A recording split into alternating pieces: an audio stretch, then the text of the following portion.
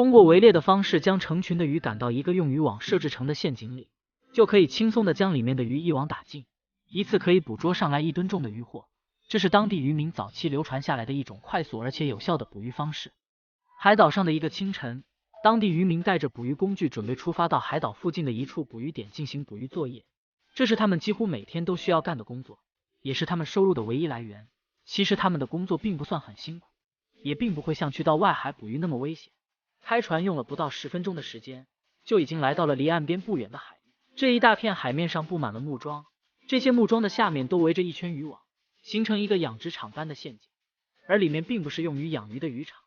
这只是当地渔民的一种传统捕鱼方式。这种方式可以说是坐享其成，每天都会有成千上万条大大小小的鱼通过渔网入口处进入到里面觅食，而他们的工作只是拿着渔网进入到里面直接捞鱼，一天便能收获到上千斤重的渔获，下到差不多3米深用渔网围成的陷阱里面，在5个人的相互配合下，张开一张5、6米左右的大网，水底下成群结队的鱼在等待着被渔民捕捉上船。随着渔网在不断的收窄，成群惊恐的鱼在到处找出口，想要摆脱现在的困境。只可惜渔民已经知道这些鱼的习性，根本就不敢从人类的身边逃跑，只能乖乖的从一个大的陷阱里面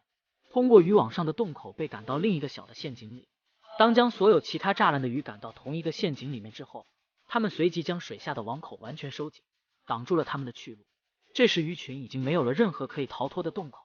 只有等待着被渔民捕抓上岸这一个选项。被赶到同一个狭小的陷阱里，大大小小各种不同种类的鱼相互拥挤在一起，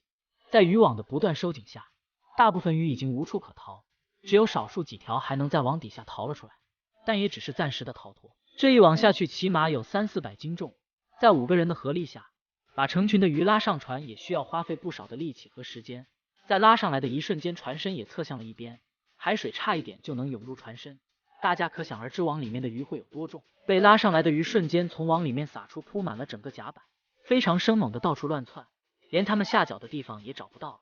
只能踩在鱼的身上走过。此时为了方便打捞鱼群，需要用到网笼捕捉，如果再继续用渔网捕捞，由于一次拉的太多，就会耗费大量的体力。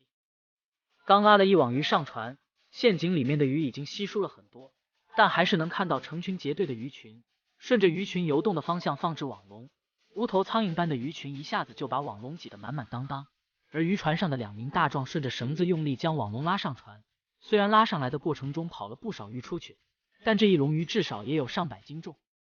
继续将网笼抛下水，靠着网笼的帮助，很快又有一笼鱼被拉了上来。这跟在路边捡鱼没有什么区别，陷阱里面的鱼都成了待宰的羔羊，船舱上的鱼在不断的增多。这时他们还需要将一些不怎么值钱的或者体型太小的鱼都会扔回到大海里。随着鱼群一笼又一笼的被拉了上来，上千斤重的鱼已经把整个甲板给占满了。一个早上的时间，虽然陷阱里面还有些漏网之鱼，但一些体型较大的鱼基本上还是能够被捕捞上来。这样的捕鱼方式在当地已经流传了上百年的历史，每一次捕捞都能为他们带来不少的渔获。此时已经完成任务的他们开着船回到了海边的码头，在码头上现场用绳子将每一条鱼都串起来，而且还需要将它们做好分类，这对于他们来说也不是什么难事，只是多花些时间罢了。被串起来的鱼已经没有了活力，他们直接将成串的鱼挂在了码头的栏杆上，串完所有的